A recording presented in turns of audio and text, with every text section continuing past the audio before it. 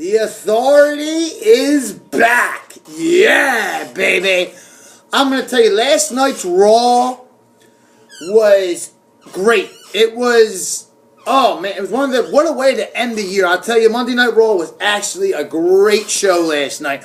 I mean, this Monday Night Raw, this has been the first Raw since like the summer that I watched like the whole thing. From start to finish, without even going on YouTube or looking up, you know, I love going on the internet and looking up old wrestling, Raws, SmackDowns, whatever.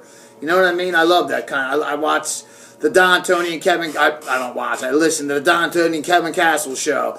You know what I mean? Raw, anything, you know what I mean? It's better than the WWE Network. You can find more stuff on YouTube about any wrestling organization. That's the one thing. It's not just WWE, Ring of Honor, any indie. And you never know, they're in WWE, like Dean Ambrose, John Moxley. He's all over. He's been in every indie company there is. And he's won the world title, well, the indie world title, whatever company, Ring of Honor. IWP or whatever, you know what I mean? Japan's world title. He was in Kamikaze USA. He was in Switchblade Conspiracy. John Moxley is Dean Ambrose. Also, Joey G's upcoming favorite wrestler. I mean, he's young yet. He's only been in the WWE since Survivor Series 2012, which was like, well, this year's Survivor Series was all right. So, all that with Sting coming down at Survivor Series. And this, I'm telling you, the Authority, I mean, that was great last night. It was just well orchestrated. The way, like, you know, the Big Show on commentary was funny as shit last night. I mean, I'll give the Big Show some props. He can talk. He's good at commentary. He is. Like, JBL was cracking me up. JBL was right next to him, and he's like, Michael Cole, do you realize we got a giant next to us? But you know, it's funny that JBL beat that giant in a barbed wire steel cage match, if anybody remembers February of 2005. You know what I'm saying? 9 years ago. You know what I mean? Remember JBL, the Big Show chokeslammed him through the ring, and the Show walked out and thought he won the world title, and JBL went under the ring in Pittsburgh. It was at No Mercy, No Way Out, right before WrestleMania. And then Batista came out because Batista won the Royal Rumble in 2005, and he didn't know if he was going to go to SmackDown and face the WWE champion, or he's going to stay on Raw and face the world champion, which he ended up doing and beating Triple H at WrestleMania 21. Then Cena won the WWE title, his first ever, against JBL at WrestleMania 21. One of the best WrestleManias of all time. Way better than WrestleMania 20. What do you call it? But anyway, Raw was just great. Seth Rollins orchestrated that so good. You knew you really couldn't do nothing to Christian. And why would Cena, like, save Christian? There's really, I mean, they never really got along. If you remember when Cena in 2005, before Cena even came to Raw, when he was on SmackDown and Christian was on Raw, Cena wasn't even on Raw, didn't even make appearances on Raw, and Christian didn't make appearances on SmackDown, but Christian used to diss, if anybody remembers that. And a little, you know, little BTW for you, by the way. What do you call it? Christian was really getting over with the crowd at that time, before he went to TNA. I'm talking 2004, you remember he had that feud with Jericho, and it was between Trish and Lita, and they made that bet. And, you know, Christian was really, you know, him and Tomko were really starting to get heat, and they were getting over. They really were. I mean, there was a thing on YouTube I saw here, it was in May of 2005. It was like right before Cena got drafted to Raw, but they had like a super show at the Garden, and SmackDown and Raw was there. And Christian was in the ring, and him and Cena were rapping, and Christian's raps were corny, you know, and they were funny. They were corny but funny. You know, he's like, "'Cause I'm from Canada, that's how I roll." And Cena was still on SmackDown at the time. It was a house show. It was dark. You know, it was like a dark show. You know, it was a house show. And Cena or Christian in Madison Square Garden had the whole crowd on his side. I mean, they were cheering Cena too because it was right at the height of John Cena really getting popular. He wasn't even drafted to Raw yet. This is right before he had the best I Quit match ever. Besides, I don't know, that's tied with JBL and Cena, Judgment Day 2005, May 2005, the I Quit match, the best ever I Quit match. But, I don't know. The Rock and Mankind Royal Rumble 1999 in the Anaheim in the Pond, when The Rock fucking just bashed Mick Foley's brains in, like, all over the friggin' Arrowhead Pond in Anaheim, California. I mean, I can't wait till I get out to LA because I'm going to visit the pond. You know what I mean? Because the ponds are oh, look at this. I'm trying to be a little hood rat. But, you know, one of them two were the greatest I Quit matches. I don't know. That Cena JBL match was great. And what a way for Cena to leave SmackDown. But as I'm getting at, Christian had the WWE. I mean, you're in Madison Square Garden. You got them cheering you against the future face of the company. And Christian wasn't that old at that time. Now Christian's nearly, I think, 40. He's 39, 40. Edge is, I think, he's like 38, 39, and Christian is 40. So, like, back then, 05, Christian was 32. You know what I mean? Cena was like 27. You know what I mean? And Christian, like, had the crowd in his hands. The Garden was cheering, Christian, Christian, Christian. Cena, Cena was getting some cheers, but Christian was getting the more cheers. So what did they do? They draft Cena to Raw, draft Christian to SmackDown. Christian said they had no storylines for him, and he was fed up. That was the thing. He didn't want to go to TNA.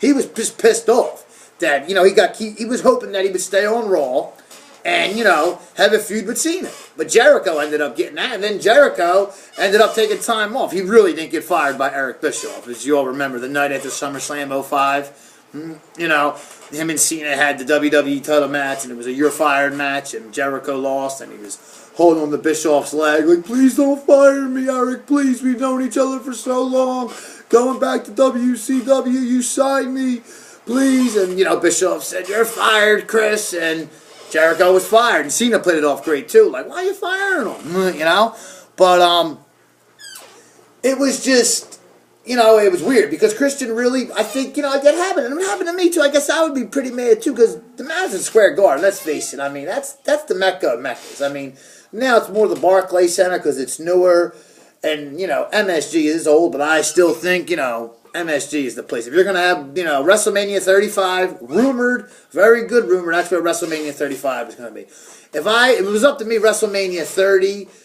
every 10 years, WrestleMania would be in the Garden.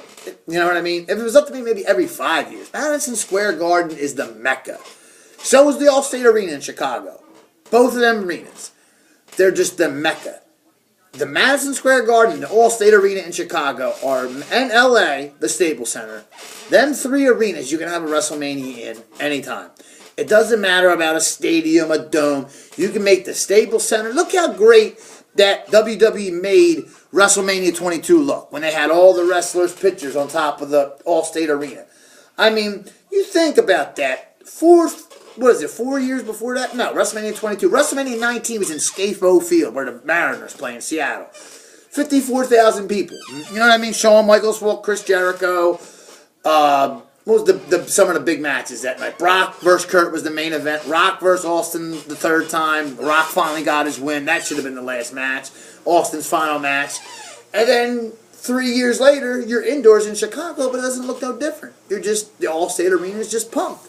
And they are, with the rumor I hear that a lot of people do, and like John Cena says, he likes wrestling indoors more. He said, like, for instance, when he beat Hunter at WrestleMania 22, you could hear the crowd the whole match. From start till he came down that little Tommy gun car and CM Punk lowered himself. I guess you had to do it. I would do it. You know what I mean? Was holding on to that 1930 Gangsters car because it was in Chicago, you know. They showed Al Capone's picture on the Titantron, and the Allstate Arena all freaking went nuts. What do you call? Because they love Capone. I like Capone too, but we all know Lucky Luciano is the real gangsters. But anyway, you know, I drift off into other things. This is mainly about Raw last night. But like I said, you know, it was just great. Like how they made the Allstate Arena look, how they made the Garden look, how they made the Staples Center look. I mean, there are three arenas. Even the Wells Fargo Center, they could have a WrestleMania there again, but they won't. I mean, they did it WrestleMania 15, 1999, the first ever Rock Austin main event, and I was like the only one cheering the Rock. Like, I mean, there were people there cheering the Rock, but the place exploded when Austin came out, and then when he won, it really exploded. But people were cheering the Rock. I was there, and I was close. You know what I mean? It wasn't like I was all the way up in the bleachers. I was close, and people were cheering the Rock. The Rock's the man. He's just got that charisma. He's the man. Raw last night was great. It was a great setup because you knew they couldn't set Christian up. Why would Cena really save Christian? I mean, him and Christian never got along. Cena's the one who came. I don't know, was it Cena or The Rock who came up with Creepy Little Bastard? CLB. Creepy Little Bastard. I think it was The Rock who came up with that. But anyway, Raw was great last time. And, like, it really didn't hit me to what Seth Rollins was doing. Like, I remember Christian got hit out of the ring. Like, they hit him with the briefcase in the head. You know, and Christian has a series of concussions. And I told you 3 months ago, Christian was retired. Just like Santino Marella is retired. But Santino's not fully retired. Here and there, he'll do, like, a match with a diva or, like, a regular easy match. In, like an opening match at a house show. You know what I mean? He's really not that much on TV anymore. He's kind of like the Brooklyn Brawler, like, you know, or like you walk in the door, you wrestle Santino. You know what I mean? And if you can get over with Santino, you're in. You know what I mean? I mean, Vince McMahon does like Santino Marella. He does. He respects him. He thinks he's a good wrestler. You know what I mean? Or else he wouldn't have brought him in that time in Italy and brought him out of the crowd. And Bobby Lashley, Vince McMahon wouldn't have had Bobby Lashley help him win the Intercontinental title. But just with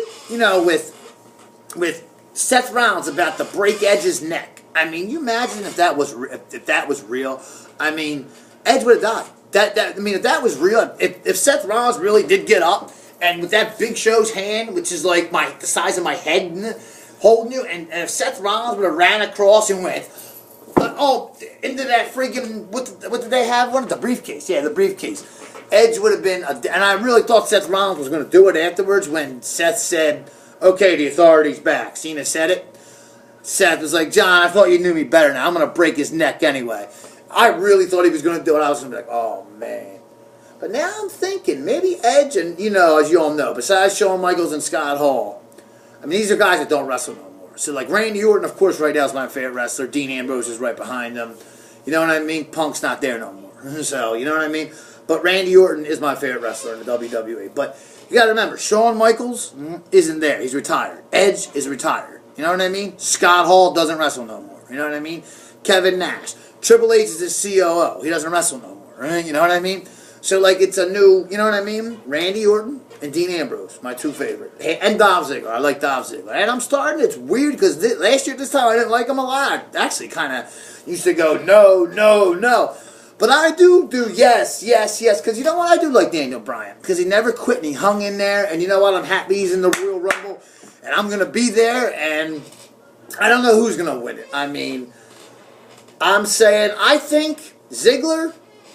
I think Philly's going to want Ziggler. And like I said, Philadelphia, anybody who's going, remember, put the sign up. If Roman wins Rumble, we riot.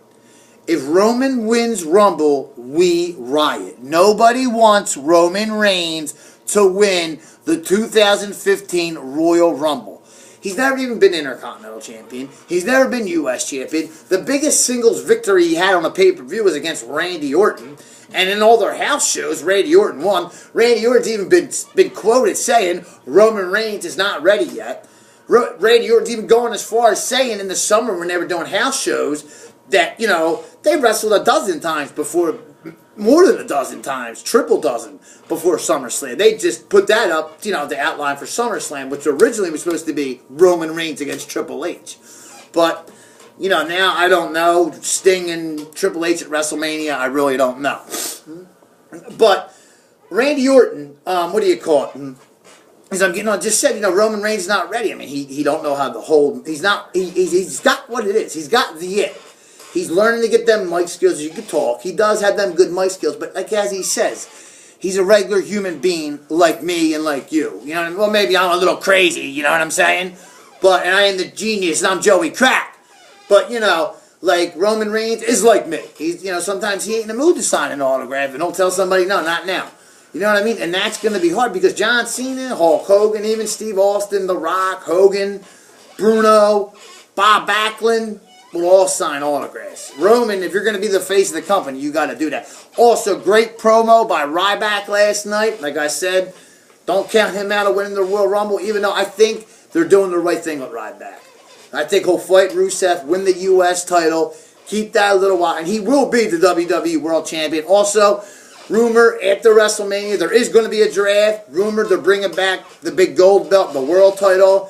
It'll either be on Raw or SmackDown, and they're going back to the separate brands. That's a rumor. They're definitely having a draft. But I think they're going to have the two belts again. The rumor that the big gold belt's coming back. They should have never got rid of it in the first place. It was stupid a year ago. This is Joey G. Subscribe. I'm out. Peace.